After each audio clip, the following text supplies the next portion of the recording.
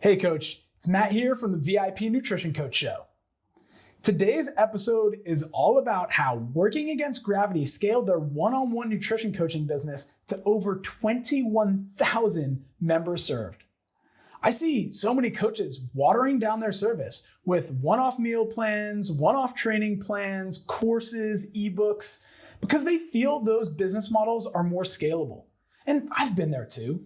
But what ends up happening when you create those products is you end up watering down your core service, coaching, and your brand. Working Against Gravity has one of the best reputations of any large nutrition coaching business because they focus so much on the one-on-one client experience.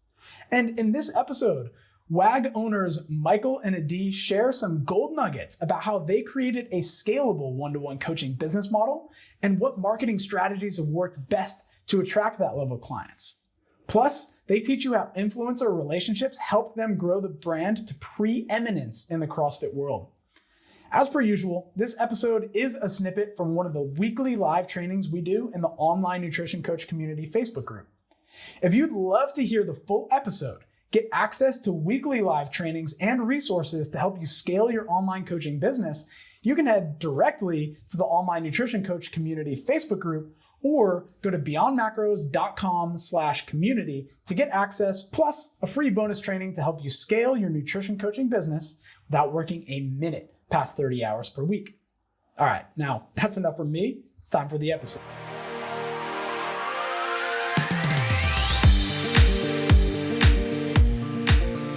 Stoked to have my friends Michael and Adee Cazayoux on the show today. Adee is on mom duty right now. She's been trying to put baby Shay down to sleep for 40 minutes. And just to give you some context, Michael and Adee, they own a company called Working Against Gravity. They have served over 21,000 one-to-one nutrition clients over the last, 5-6 years, Michael? That 6 years, man. Around? 6 yep, years. 6 years. And yeah, now they've got an amazing coaching certification as well. Macro-based. I've gone through the program. It's awesome. These guys have always admired them because they've created a business based around providing remarkable experiences to their clients, and they've managed to scale it. So today I'm going to be diving in, asking them some questions about what that path looked like to go from this business was literally just Adee and a blog. And now it's a huge company that employs so many coaches. And it's a really cool story. And I think you're going to be able to extract a lot of value and also expand your own vision to see what is possible as a nutrition coach. So to take you from thinking that you might just want some extra pocket change to realizing, hey, if you want to build an empire, it's absolutely possible. And these two have, and I'm really excited to dive in and share some of their wisdom. So Michael, thank you for taking the time to be with us today. And hopefully we get Adee on soon as well, but we will. Not, yeah. She'll be here soon. And yeah, man, and thanks for having me, man. I'm super honored. And I just want to say, it's so cool to connect with you personally more. I love not only what you're doing, but how you do it and like the integrity that you have with people. Every conversation I've ever had with you, it's so clear that you're trying to serve people's best interests. So super happy to be speaking to your community. Awesome, brother. Thanks, man. Appreciate that. So, dude, even though you guys are huge, 21,000 clients served, I imagine that there's still some people in the online nutrition coach community who may not be familiar with Working Against Gravity. And I know Adee's not here to talk about the origin story, but just to give them some context, what's Working Against Gravity about? Where did it start from? And where's it at today? Yeah, I know the story very, very well. Yeah, I imagine you do. My amazing wife was finishing up a master's in teaching. She intended to become a kindergarten teacher. And instead of doing a master's thesis, she asked her thesis advisor if she could do a different project. At the time, she was a weightlifter, like snatch and clean and jerk kind of weightlifting. And she asked if she could start a blog just documenting her process.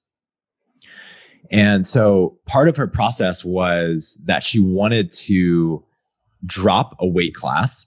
And so she documented what she was eating, how much she was eating, when she was doing it, as well as her progress in weightlifting.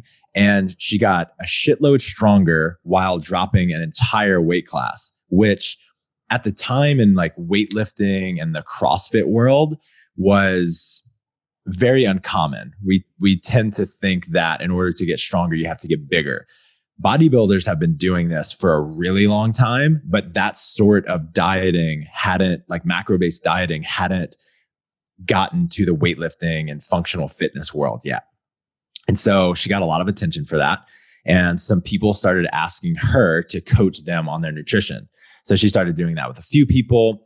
And then once that number got over 5, she said, okay, I guess I'll start charging you. And I believe that she started charging people via PayPal, and she was just sending them emails. She would send them a spreadsheet to fill out. They would send it back with their, how they did for the week. And then they would communicate via email, and she would get compensated via PayPal. Her coach at the time was named a guy named Travis Mash, who was one of the all-time best weightlifters and powerlifters. And he saw what she was doing and the results that she was getting for herself and her clients. And so at some point very early on, he said, why don't you offer this to some of my members? At the time, he had like a pretty successful online weightlifting community. And he posted it there like, hey, I have this nutritionist that I really recommend, blah, blah, blah. Overnight, she had 70 new clients. Yeah. And so this was the beginning. Like, if most people get 70 new clients, I think they get completely overwhelmed, blackout, and probably quit. And Adee is an incredibly hard worker. And she, right then and there, started to create her systems. Here she is now.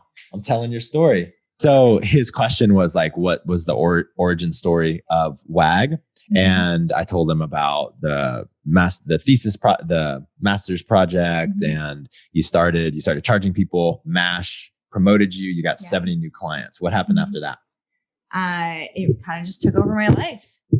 And I mean, it was really just about, how do you offer an amazing service and get people results over and over and over again? And it was really just like all I thought about every single day.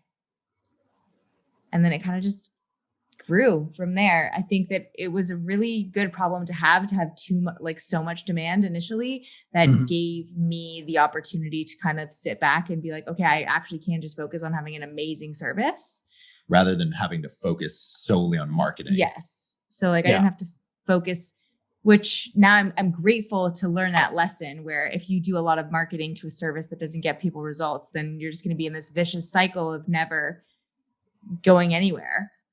So we focused really, really hard on getting people results. And then a year later, we were bigger and bigger and bigger. And now we're here today. Yeah. At over 21,000 clients served, Olympians, CrossFit Games athletes. It's really cool. Yeah. And I love what you said there, that vicious cycle, because I see it all the time where it's like, if you want to serve a huge client load, for a lot of people, they have to be on that marketing hamster wheel where it's like marketing and selling and marketing and selling and marketing and selling. And then on the other side, what gets ignored is the client experience. So I'm curious, especially in those early days when you had that huge influx, like what did your process look like for starting to sort out how to love on, 70, 75 people all at once and to onboard 70 people all at once? I think in retrospect, it seems like a blur. Like I feel like I can't differentiate the days. It was like a lot of hours, way more hours than normal people work, I feel like some people think the like entrepreneurial dream, like working for yourself, is this like breeze, but it was sometimes like legitimately 12 to 14 hour work days where it's just like wake up. The first thing I did was get on my computer. The last thing I did was be on my computer and just all day talking to the people that were signing up and being as close to them as I possibly could be, and hearing them and getting to know them and making a ton of mistakes. I think like when someone tells me that they joined in 2014, it like makes me cringe because I'm just like, oh, I was just flying by the seat of my pants, just trying to figure it out. But I feel like people could feel that I really cared and that I was being human and I was treating them like they're humans. And I genuinely wanted to get people results, not just trying to make a quick dollar. So how do you, like, there's so many people that have a really, really hard time managing 30 people. How are you able to do, like, at your max, you were doing 170 and you had such a great reputation even early on. Like, how are you maintaining that level of care and that feeling of like, oh, this person really cares about me with that many people? Oh, that's a hard question. I was so pumped up about it. Like, I was so fired up and super passionate about it. It didn't feel like work at the time. It was like, I am so excited. And it didn't matter. It honestly did not matter at the time. I think I was also at like a really unique time in my life. Like, I had just graduated from school and I wasn't yet on a career path. I had limited responsibilities. So I was just like, it didn't matter about how much money I made. I was just so fired up about being able to help people. And as soon as I just helped one person, I was so excited about it.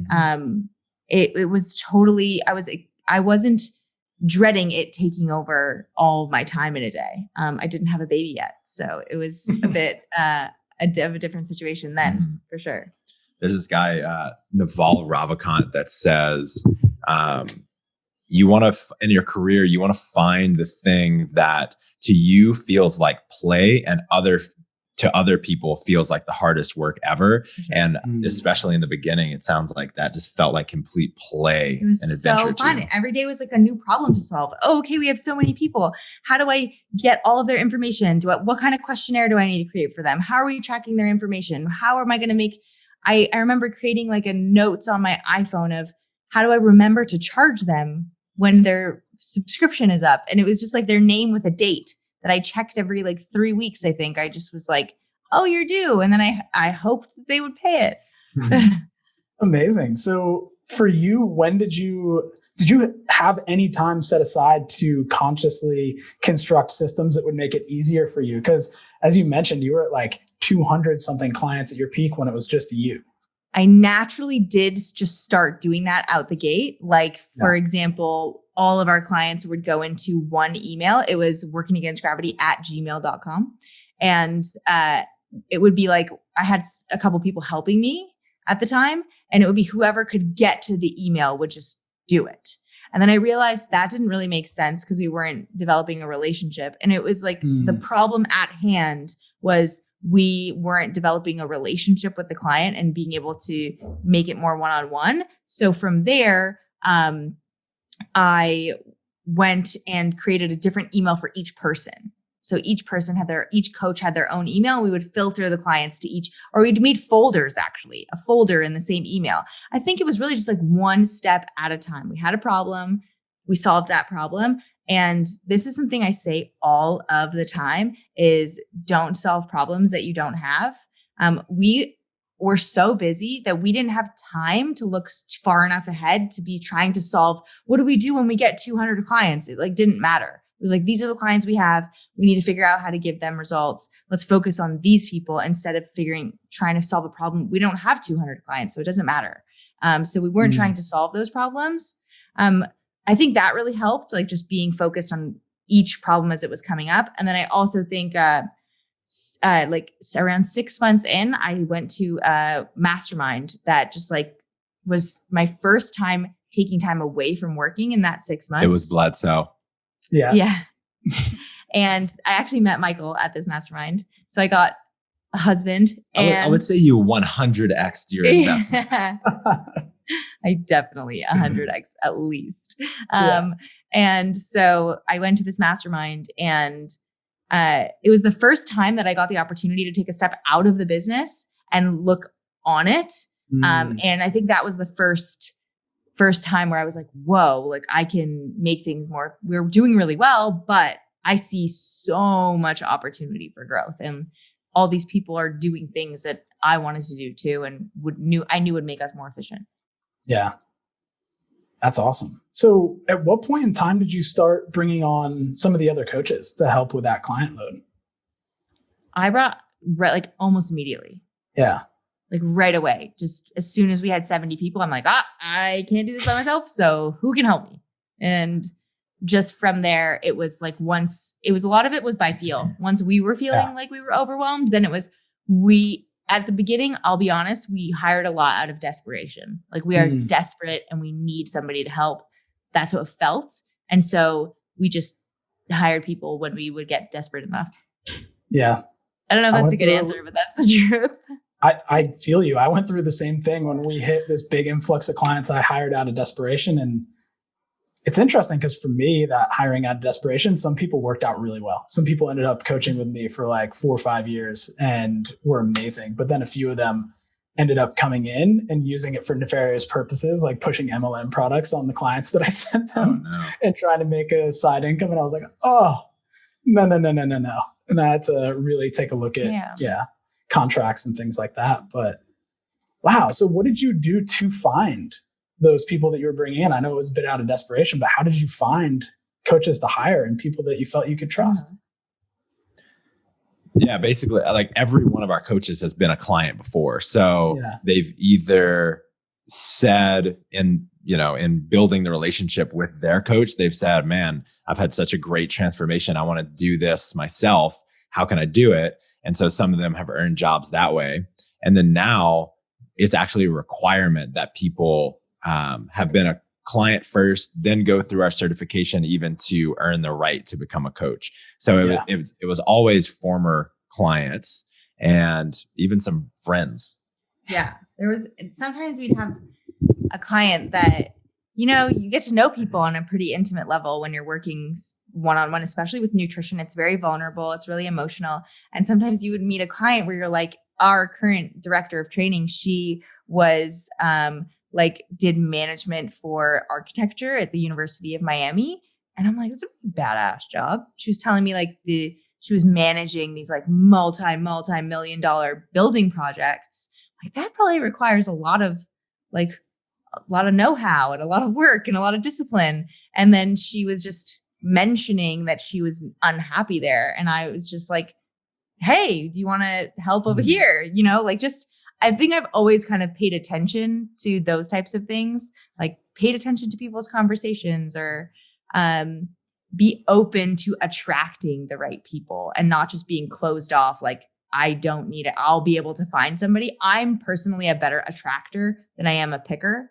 If I go out and try and find somebody, I've generally made mistakes that way, but knowing yourself is probably a good thing. Like, I trust him to pick better than me. So and I don't know I don't know if you think you're probably also a good attractor as well, but I'm definitely not a good picker. So he wouldn't trust me to pick somebody. Yeah. I like that distinction. And it's cool to hear too, that it's almost like you had your ear out for like, oh wow, this person's an A player. And as soon as they were like, oh, I'm unhappy playing the A game on the field that I'm playing it in, it was just like, oh, we can make you happy and you can bring your A player skills here. That's one of the biggest things I've realized in hiring at this point is just hire A players, hire the people who, they've got a skill set. And there's also this concept of like always keeping your bench full, like just keeping an eye out for A players and people that take initiative or whatever values really matter to you and your business. And always just having them in the back of your mind saying, when X, Y, or Z position opens up, or really when any position opens up, I know these 5 people are good choices to go to. So always kind of keeping your eye out for that kind of thing can really help. Yeah, no doubt. Because the thing is, like with A players in particular, they're probably already in a position. They're probably not sitting on the bench themselves. Mm-hmm. Mm-hmm. Yeah. And we don't necessarily care if someone has like specific knowledge for the position that we're hiring for. We are more so looking for a certain kind of person. So a person who takes initiative, a person who takes responsibility and ownership and accountability for the work that they do. Very high integrity people, kind, compassionate. If you're funny, you get extra points. But not necessary. Not many people are funny at our work, but we love the people that are. And we think that other stuff is like learnable or teachable or educatable. What if any of All those are those words? Versus it's hard to like teach someone to have high integrity. I mean, you can, it just takes more time, and we're not willing to do that type of teaching. Yeah, makes sense. And I mean, the thing is, you can teach those things easily through solid standard operating procedures within the business. It's so easy to teach a technical skill. But yeah, like you said, those, especially the character level traits, that's the thing that I don't even think you can teach it really. Right. I think somebody has to be just willing and open to having those realizations themselves. Right. Mm-hmm. Agreed. Yeah. I'm curious, now that you're at 21,000 clients served, like some of the people were asking, how do you love on that many clients? Like, how have you managed to, with such a high number of people that you've served, how have you managed to maintain that one-to-one feel, those remarkable experiences, that real, like, hey, this is my coach who developed a relationship with me? I can talk about this a little bit. So I think it starts with the hiring process. So a really essential piece is that they have, every one of our coaches has been coached by someone that's already behaving and coaching the way that we want to coach. Yeah. And all of our coaches still have coaches of their own. So they're very teachable. Then they go through our coach certification, which is very hands-on, practical, under the direct care of one of our top coaches. Then every coach has a coach support. So the way that our organizational structure works on the coaching side is we have our head of training. Her name is Yvette. Then she has 3 coach supports under her that report to her directly. And then under each one of those are like 5 to 8 coaches. And so the coaches go through this training. They become a sub first when one of our coaches is sick or on vacation, and then they get feedback on how they do. So they're getting a lot of direct training and oversight. Then they start coaching, and then their coach support will periodically, I think bi-weekly or monthly, they will go into some of their check-ins and they'll pull them out and they'll give them direct feedback in an email or in a meeting. So other things that we do for quality control or like supporting the development of our coaches are they do weekly or bi-weekly meetings with their coach support in groups. And they go over difficult client scenarios and how to best overcome them. And they kind of collaborate on the best way to do that. Also in our software, one of the things that I think has really set us apart from the beginning is our 24-hour response time. It almost never takes longer to get a response from your coach at WAG. And that in an online community or service, that really gives the feeling of like a human to human connection. It doesn't take a full week to hear back. And our coach supports and our head of training can see if one of their coaches has taken longer than 24 hours, and then they can figure out what the issue is. Is it something in their life? Are they overwhelmed? And then we can really oversee these people and make sure that we're doing everything possible to maintain the level of quality across every single one of our coaches. Wow. And what Michael's talking about is more of like a logistics, like how do we logistically manage the quality and how are we monitoring? I think from what he didn't touch on is kind of like a company culture piece where we do our absolute best to treat our staff the way that we hope that they're treating the clients. Like we make it really high priority for them to be able to take care of themselves. We want to know if they're feeling overwhelmed. We want to do whatever we can to make sure that like we change things so that people avoid burnout. We want to give them opportunities to grow. We give them space and opportunities to speak their feelings freely. We give them opportunities to call us out when we're wrong. We apologize when we make mistakes. Like we're doing those types of things and having those types of conversations, like vulnerable conversations as a team. And I think that automatically will translate to how, I hope that automatically translates to how they treat our clients. I think that really is just how that's what part of our culture of how we treat each other internally. And it's not different than how we would treat our clients. Like I definitely think our staff are equally if not like, they're equally as important as the clients. Like it's just really important that they're happy and healthy and doing well as individuals. Yeah. And when it comes down to it, they are the ones that are actually serving the clients. At this point, Adee and I are not working with people ourselves, that she's working with a handful of her own clients. But for the most part, our coaches are the ones doing the actual service. And so our job is just to nurture their development and their happiness. Yeah, that's beautiful. I love being able to hear both from Michael, that structure. To me, that's hearing that organizational structure. I'm like, that is amazing. That is genius. The idea around having the coaching support and then the coaches who have somebody who can be there to support them, to train them. They have that regular check-in to get feedback. And so quality is always increasing. But then also to hear from you, Adee, how it's like, there's that almost unspoken, it's that company culture. It's just the golden rule in place across the whole organization, really. Oh, I love it.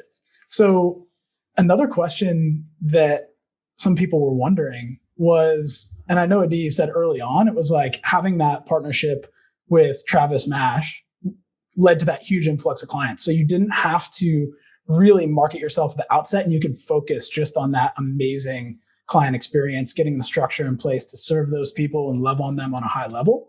But then when it came time for growth, and all of a sudden after, let's say, the Barbell Shrugged Mastermind, you were able to look at it. What were the things that you then did to go, okay, well, here's our growth strategy? What were the things that worked in terms of attracting people in, and what were the things that maybe you tried that didn't? All right, coaches, that's it for today's episode. If you'd like to hear the rest of this training, you can head directly to the Online Nutrition Coach community or go to beyondmacros.com/community to get access plus a free training to help you scale your online coaching business working just 30 hours per week or less. And if you'd love to learn about Working Against Gravity's Art of Coaching video series, you can head to beyondmacros.com/AOC. That's beyondmacros.com and then the letters AOC. All right, see you there. Until next time, much love, legends.